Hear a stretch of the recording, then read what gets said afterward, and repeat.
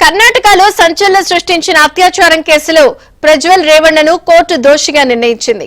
మహిళపై అత్యాచారానికి పాల్పడిన కేసులో రేవణ్ణకు ఇవాళ కోర్టు శిక్షలు ఖరారు చేయనుంది.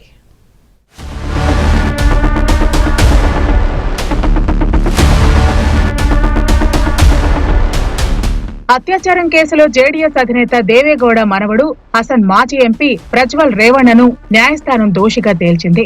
పని మనిషిపై లైంగిక దాడి చేసిన కేసులో రేవణ్ణను దోషిగా నిర్ధారిస్తూ బెంగళూరు ప్రజాప్రతినిధుల న్యాయస్థానం తీర్పు వెల్లడించింది. దీనిపై ప్రత్యేక కోర్టు న్యాయమూర్తి జస్టిస్ సంతోష్ గజానన్ భట్ శనివారం శిక్షను ఖరారు చేయనున్నారు.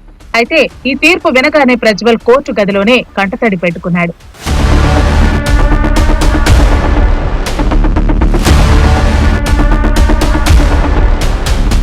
2021లో రేవణ్ణ ఫామ్ హౌస్ లో ప్రజ్వల్ తనపై 2 సార్లు అత్యాచారం చేసినట్లు బాధితురాలు పోలీసులను ఆశ్రయించారు. ఈ ఘటనను ప్రజ్వల్ తన మొబైల్లో వీడియో తీసినట్లు ఆమె ఆరోపించింది. ప్రజ్వల్ తల్లిదండ్రులు తనను అపహరించి బెదిరించారని కూడా ఆమె ఆరోపించింది. తాము ఈ ఘటనపై పోలీసులకు ఫిర్యాదు చేయగానే తన తండ్రిని ఉద్యోగం నుంచి తొలగించినట్లు బాధితురాలు తెలిపింది.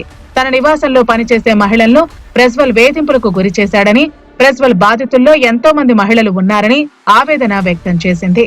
దీనిపై ప్రత్యేక బృందం దర్యాప్తు చేసి 2000 పేజీల ఛార్జ్ షీట్ తో పాటు విచారణలో భాగంగా 123 ఆధారాలను సేకరించింది.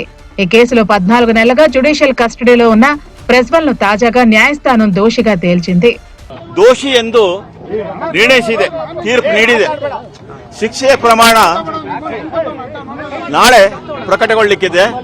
ನಾಳೆ ಆ ಕುರಿತು ಆದೇಶವನ್ನು ನ್ಯಾಯಾಲಯ ಮಾಡುತ್ತೆ. ಈ ಹಂತದಲ್ಲಿ ಒಂದೇ ಮಾತನ್ನ ಸಂಕ್ಷಿಪ್ತದಲ್ಲಿ ಹೇಳಬೇಕಂದ್ರೆ, ನಾವು ಆ ಸಂತ್ರಸ್ತೆಗೆ ನ್ಯಾಯವನ್ನ ಕೊಡಿಸಿದ್ದೇವೆಯಾಗಿ ನಮಗೆ ಸಂತೋಷ ಆಗಿದೆ. ಮತ್ತು ಅಲ್ಲದೆ SIT team head mister BK Singh, SP Sumana, Seema Latkar ಮತ್ತು ತನಿಖಾಧಿಕಾರಿಗಳ ಶೋಭಾರ್ ಅವರಿಗೂ ಸಹ ನಾನು ಈ ಸಂದರ್ಭದಲ್ಲಿ ಅಭಿನಂದನೆಯನ್ನು ಸಲ್ಲಿಸ್ತೇನೆ.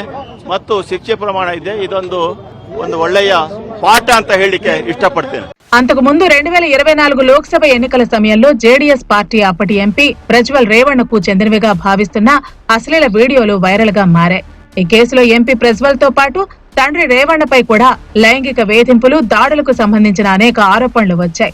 ఈ క్రమంలోనే ప్రజ్వల్ ను అరెస్టు చేయాలని డిమాండ్ చేస్తూ ఓ మహిళ పుళే నర్సీపూర్ ఠాణాలో ఫిర్యాదు చేసింది. దీంతో పోలీసులు ఎఫ్ఐఆర్ నమోదు చేసుకుని దర్యాప్తు చేపట్టగా అనంతరం కర్ణాటక ప్రభుత్వం కూడా ప్రత్యేక దర్యాప్తు బృందాన్ని ఏర్పాటు చేసింది. ఈలోగా ప్రజ్వల్ రేవణ్ణ దేశం వదిలి జర్మనీకి పారిపోయారు. తర్వాత జరిగిన పరిణామాలతో చివరికి బెంగళూరు రాగానే పోలీసులు అరెస్టు చేశారు.